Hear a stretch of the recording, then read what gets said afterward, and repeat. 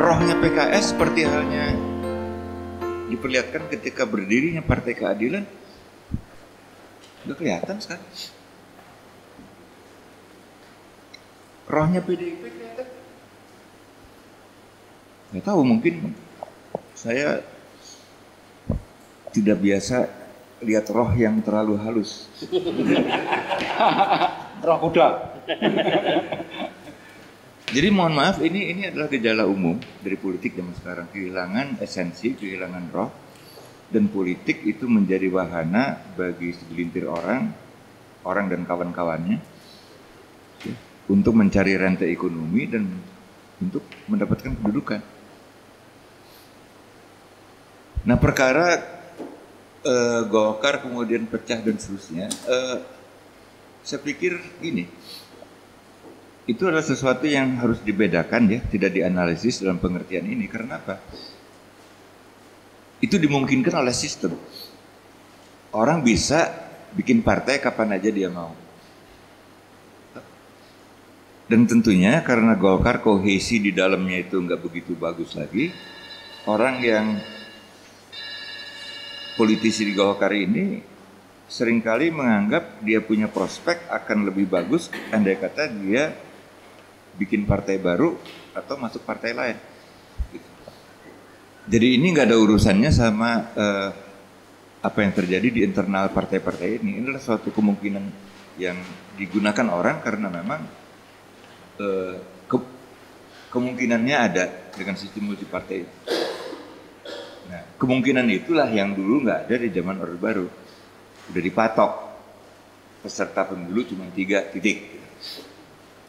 Sekarang nggak ada definisi itu. Jadi nanti misalnya kalau ada yang kecewa di Munaslup, bikin partai baru ya bisa aja. Dia masuk partai lain bisa aja. Dan saya lihat yang potensial bisa panen kalau ada sesuatu yang sangat mengecewakan di Golkar adalah Nasdem. Kenapa? Nasdem pinter. Dia ada partainya, Partai Nasdem. Dia juga ada Ormas Nasdem. Ormas Nasdem itu anggotanya tidak hanya orang Nasdem, tapi juga orang Golkar ada, orang PDIP ada, orang. Nah, jadi kalau ada sesuatu yang terjadi di Hanura kayak di partai lain di Golkar ya, ini Bung Surya Paloh ada nyediain rumah. Gitu. Tinggal nyebrang pagar aja tanpa harus loncat pagar gitu. Mau pagarnya terbuka kok. Nah, jadi persaingan akan dimenangkan oleh pihak yang masih punya pemikiran politik ya. Nah, kalau pemikirannya cuma logistik itu akan hancur. Karena permainan logistik itu adalah zero-sum game. Kalau gue menang, lo mesti kalah. Kalau gue hidup, lo mesti mampus. Padahal politik tuh nggak gitu. Politik tuh banyak sekali diwarnai oleh formula win-win. Nah, politik uang formulanya bukan win-win, tapi win-lose. Zero-sum game. Nah, jadi siapapun partai politik yang didominir persaingan di dalamnya oleh masalah logistik, itu dengan sendirinya dia akan punah. Dan kemudian yang menjadi besar adalah pihak yang memainkan peran politiknya secara esensial sebagaimana politik harus dimainkan. Atau setidak-tidaknya dia menciptakan image itu, persepsi itu di publik. Nah, misalnya Nasdem dan Hanura ini kan tanpa berusaha merekrut Ahok, itu kan mereka bilang kami pendukung Ahok, silakan Ahok independen. Itu menurut saya cerdas, gitu. Karena Ahok itu sudah jelas dia tidak bisa disaingi oleh siapapun, kecuali kalau ada usaha untuk mengkriminalisasikan dia dan usaha itu berhasil, atau ada force majeure. Nah, kalau yang terjadi adalah business as usual skenario, si Ahok ini bisa maju sebagai calon independen dan gak ada yang bisa nyaingin dia. Nah, jadi berbeda dengan apa partai-partai politik lain yang kemudian melihat calon independen ini sebagai ancaman dan berusaha menaikkan apa kuotanya ya. Nasdem sama Hanura enggak, karena mereka mungkin memahami bahwa mereka akan panen belakangan dengan mendukung calon independen itu. Nah, jadi menurut saya sih bukan hanya Golkar, tapi partai-partai lain yang mencirikan money politics, ya, itu sedang menghancurkan dirinya sendiri. Buktinya apa? Menjelang Munaslup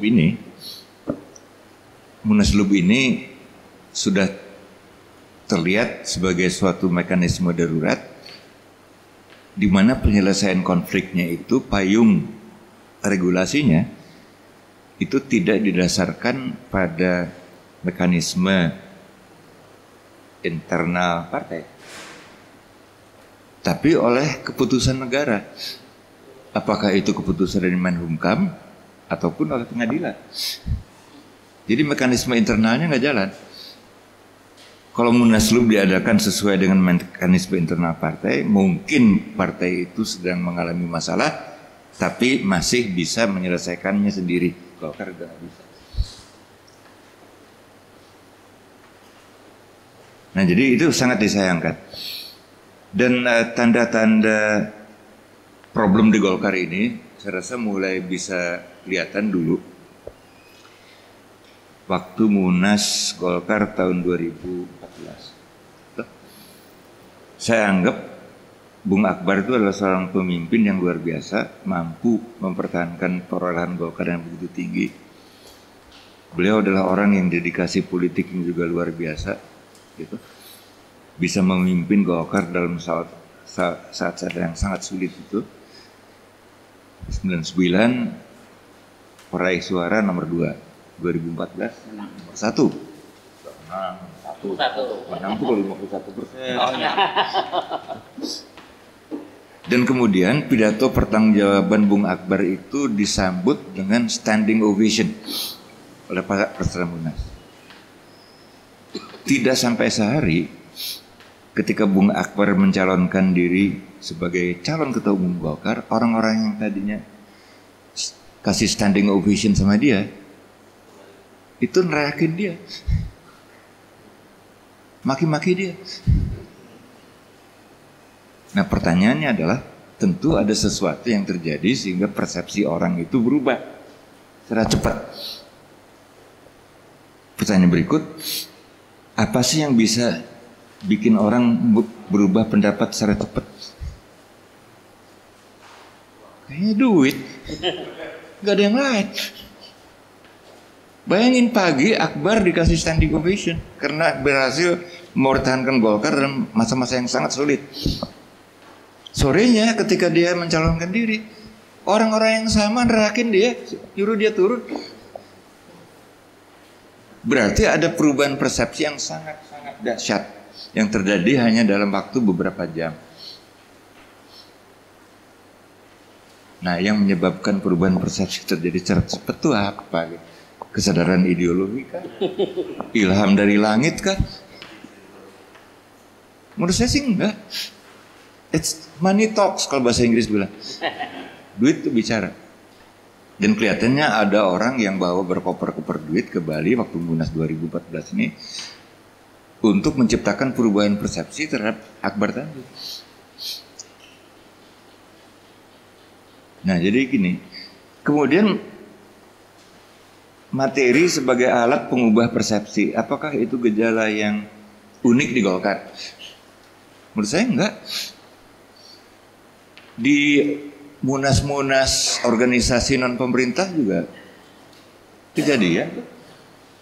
Katanya ya, saya sendiri belum pernah membagikan dan belum pernah kebagian, jadi nggak tahu. Tapi katanya sih kejadian gitu. Tapi selalu ada surprise, orang persepsinya bisa tiba-tiba dirubah. Nah, dan saya tidak melihat bahwa Munaslup di Bali ini adalah sesuatu yang akan merubah pola itu. Jadi polanya masih business as usual gitu. Nanti mungkin variabel logistik itu dalam pengambilan keputusan itu masih dominan. Kalau ada orang berubah mendukungnya berubah, pengubah persepsinya juga masih yang sama gitu. Tapi kalau itu dilakukan maka kemudian banyak sekali kader-kader Golkar yang memilih untuk pindah partai, dan itu tidak aneh, sangat dimungkinkan oleh sistem gitu. Dan tidak ada stigma bahwa orang yang meninggalkan partai untuk masuk partai lain itu adalah seorang pengkhianat gitu, nggak ada. Sama sekali nggak ada zaman sekarang. Atau istilah zaman saya waktu sekjen Golkar dulu, di politik ini yang perlu dipertahankan adalah bukan kesetiaan pada organisasi, tapi kesetiaan pada ideologi. Nah, jadi saya rasa masih tetap orang bisa berkawan baik segala macam walaupun berbeda partai. Kesimpulannya adalah bahwa Golkar hanya bisa survive sebagai partai kalau dia bisa menciptakan surprise di Bali mulai besok ini. Kalau Golkar tidak menciptakan surprise dan hanya berjalan sesuai dengan ekspektasi orang banyak, maka kurang lebih dia akan mengalami degradasi dan kemudian akan menghilang dari panggung sejarah, gitu.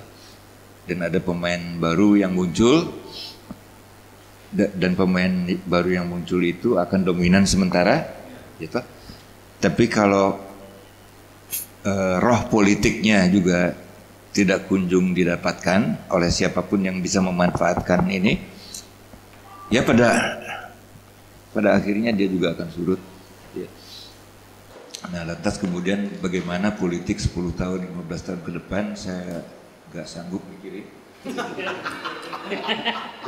Dan nggak ada gunanya mikirin karena ekspektasi hidup saya nggak sepanjang itu. Itu terserah generasi baru lah untuk mikirin. Terima kasih. Ya, terima kasih Pak Sarwono. Enaknya Pak Sarwono ini sharing pengalaman dan juga kemudian melakukan analisa terhadap kondisi Partai Golkar sekarang. Jadi genuine. Gitu. Jadi menarik. Jadi sebuah genuinitasnya, sebuah kejujuran dari seorang yang pernah ikut membesarkan Golkar, melihat Golkar hari ini. Beberapa poin penting yang saya catat adalah tadi soal roh politik. Walaupun dialami oleh semua banyak partai kehilangan roh politik, digantikan oleh rohmani kali ya. Jadi semacam itu, jadi sudah terjadi kehilangan roh politik, dan itu terjadi juga di Partai Golkar. Jadi ada statement yang menarik yang saya catat itu, bagaimana sekarang dalam politik adalah terjadi orang beramai-ramai mencari posisi dan rente ekonomi dengan menggunakan mekanisme dan institusi politik untuk kepentingan pribadi dan golongan. Jadi statement yang menarik dari Pak Sarwono itu yang terjadi sekarang, bagaimana sebenarnya mekanisme money politics itu sebuah bentuk sum game ya, supaya yang akan menjadi hanya win lose. Jadi itulah yang terjadi kenapa Partai Golkar juga mengalami perpecahan ketika misalnya mekanisme internal partai tidak menjadi solusi dari konflik internal partai, tapi menggunakan instrumen hukum negara. Itu yang terjadi sebenarnya, maka konflik menjadi berkepanjangan sehingga Munaslup ini masih semacam quo vadis untuk Partai Golkar. Jadi apakah Partai Golkar akan survive? Itu akan terjadi bila terjadi surprise. Jadi intinya kalau terjadi, kalau dalam bahasa analis politik itu surprise bila politik tidak berjalan non linear, itu mungkin akan terjadi pembaruan di Golkar. Tapi kalau linear saja, kita tidak akan banyak berharap dari Munaslup ini bisa menyelesaikan konflik, apalagi sebuah pintu masuk untuk transformasi Partai Golkar. Nah, Mas Kris, dari paparan Mas Wantoro yang sifatnya analitik dan kemudian tadi Pak Sarwono yang tadi lebih struktur dan kondisi Partai Golkar hari ini dan harapannya ke depan, saya menarik tulisannya Mas Kris yang Selasa lalu itu soal alegori Partai Golkar. Itu menarik, saya baca itu dan melihat dari paparannya Pak Sarwono tadi, ya Golkar itu sekarang masih dalam benaman goanya Plato yang belum berani keluar. Jadi berani nggak Golkar sekarang ini out of the box ya, keluar? Tadi sih sama nadanya Pak Sarwono, kalau Golkar mau out of the box dia harus bikin surprise. Untuk survive harus bikin surprise. Nah, akankah terjadi surprise itu? Beranikah Golkar keluar dari goa Plato itu kalau menurut bahasanya Mas Kris? Monggo Mas Kris. Terima kasih Mas Ari. Teman-teman sekalian, Bapak Ibu sekalian, selamat sore. Terus terang aja, Bapak Ibu yang hadir di sini bisa bukan menggali, tapi memperoleh keuntungan yang besar kalau mau tanya soal politik, terutama mengenai Golkar. Karena ada Mas Sarwono. Saya testimoni melihat sendiri bagaimana sebetulnya Mas Sarwono pada masa itu menjadi tokoh muda Golkar yang saya kira betul-betul kecuali sebagai penggerak, tapi juga orang seperti saya melihat bahwa partai itu ada cita-cita, partai itu ada roh, ya, ada roh. Terus Golkar betul-betul tidak cuma sebab memang digunakan oleh kekuatan seperti Pak Harto dan mungkin tentara untuk menggilas demokrasi, ya, tetapi tetap di dalam ada perlawanan-perlawanan, gitu. Dan yang melawan ini rombongannya Pak Sarwono, Mas Sarwono ini, gitu. Melawan misalnya dua saja catatan yang eksplisit itu, misalnya kalau dulu perdebatan mengenai tarif listrik naik apa tidak, Pak Sarwono dan teman-teman punya tim, tidak usah naik, malah turun mestinya begitu. Bisa debat kenceng dengan Profesor Dr. Subroto, debat kenceng ini, ya kan?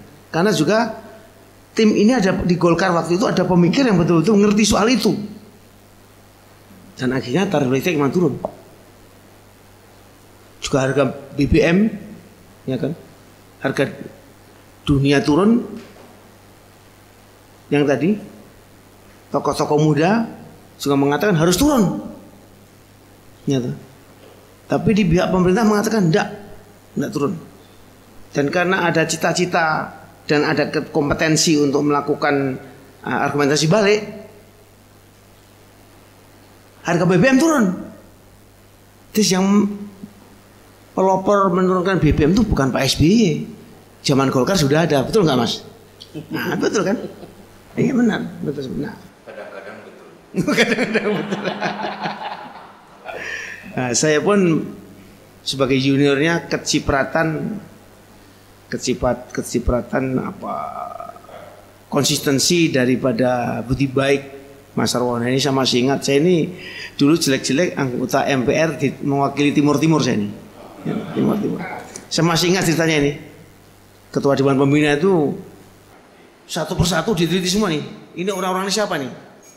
Ya. Termasuk waktu itu masuk saya menjadi anggota MPR tambahan dari Golkar.